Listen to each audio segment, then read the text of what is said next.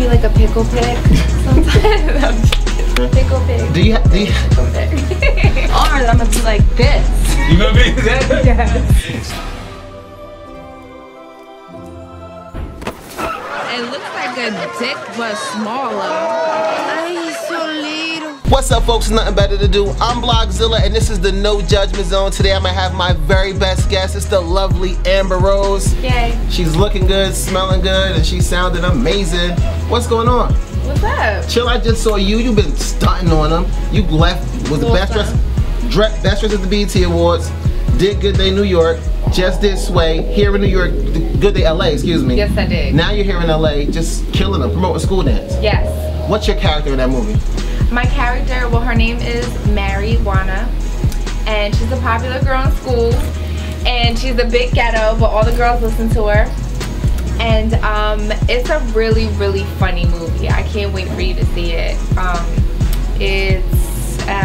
There's Mike Epps, Lunel, Kevin Hart, George Lopez. I mean, just the cast is just ridiculous. Yeah. What was Amber like in school? Were you the most popular girl in school? I wasn't in grade school. I got picked on a lot. I was a total nerd. And then when I got into high school, I was very popular.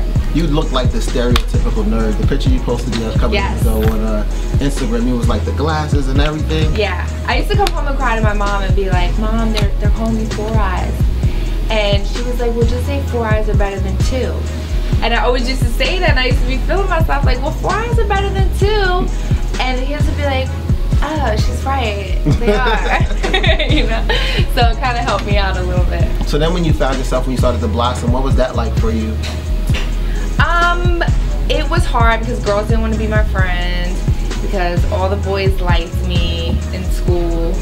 But I had like a couple other friends that were pretty popular, but the majority of girls didn't like me. Okay, so you went all the school dance and took all the boys. That's what it was.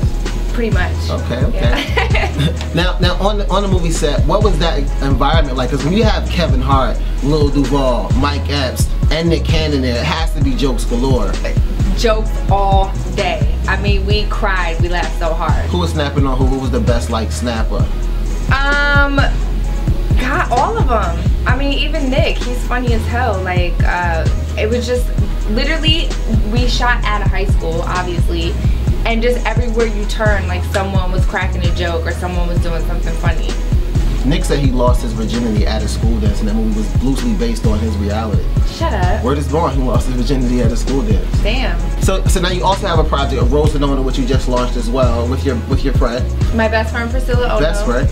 Yes, she's like my sister. It's roseandono.com, and we have sizes extra small to 3X, so we carry plus size. We have accessories, sunglasses, and everything is really, really, really affordable.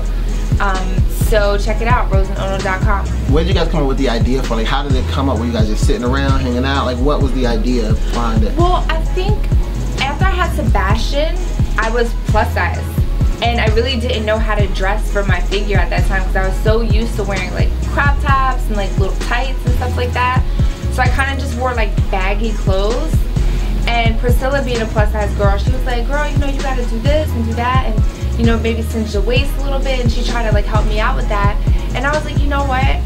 We should do an online store for every girl, like no girl left out. And that's what we decided to do, and we did it with our own money. You know, we're 50-50 partners, so you know, we argue a lot because we disagree a lot. Yeah. You know, because we both have different visions, but in the end we do compromise, and we figure it out. We were talking off camera, and you said that it's easy doing acting because you can bring the bash to the set. Right. So what are you filming? So basically, I got the call yesterday that a sitcom that I auditioned for went to network. So I have a reoccurring role on a sitcom now, and I start shooting August 18th. It's called Selfie? It's called Selfie. Do you take selfies?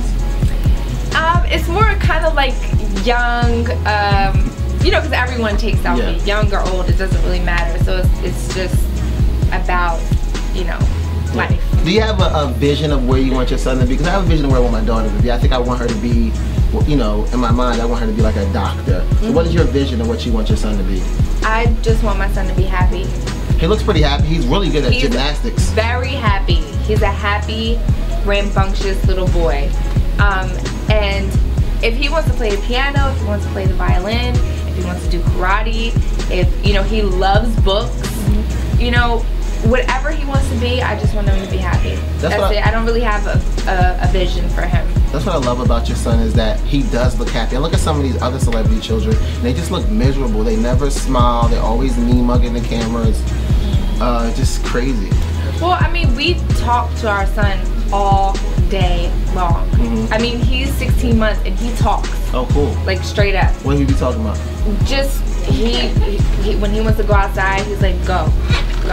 Or he wants to eat food. Like, he can say anything that he wants. He can say it not in like full sentences, but he knows exactly what he's talking about. That's what's up. Yeah. I saw both of you guys' baby voices. Your baby voices are phenomenal, by the way.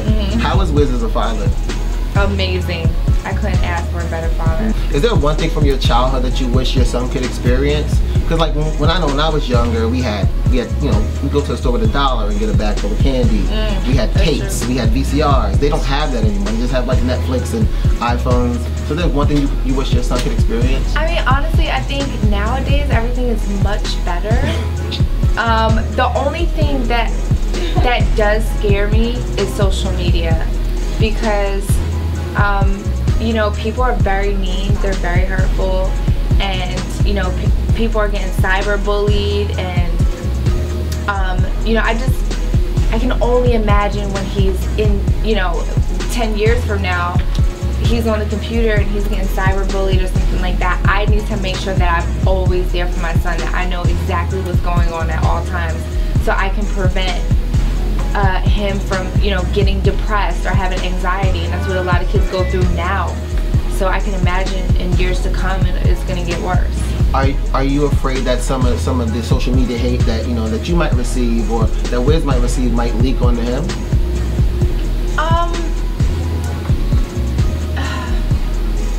I don't know. I mean, me and Wiz talked about it. Like, Sebastian is, you know, a famous baby through us, right? But if he came, let's say he had like a beautiful voice and he wanted to be a singer or something like that, I wouldn't necessarily tell him that he can't do it, but I would really let him know the business that he's getting into, and I would be there to, you know, protect him. It's just, I don't know, it's just not easy. Are you ready for him to grow up and protect you? Because you're a MILF. Bieber just was staring at you. He was just looking straight at you. So how do you think he's gonna protect you? Because I know when I was little, don't be staring at my mom. So are you afraid of that, or how do you handle that? You know what? I grew up with all girls. We didn't really have boys in our family, and then my dad had 2 boys when I was like 14.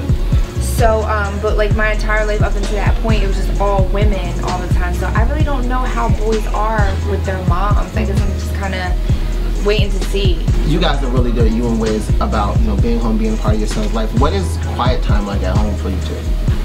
Quiet time, I guess we try to like get a movie in.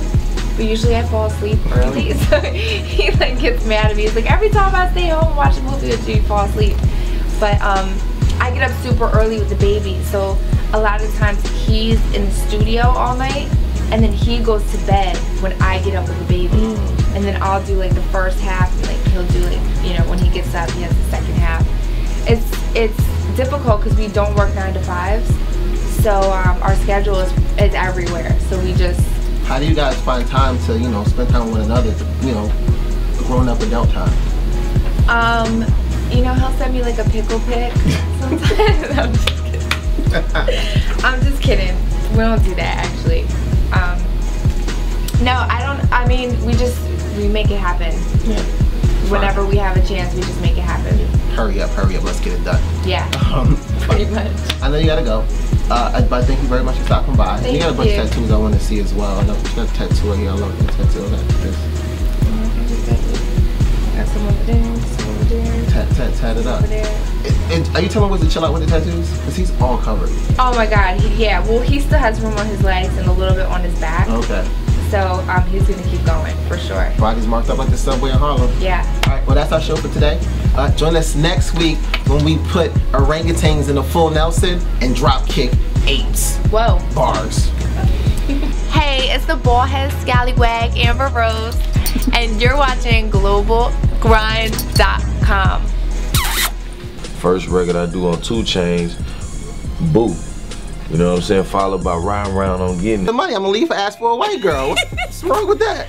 And she will leave you, I'm sure, for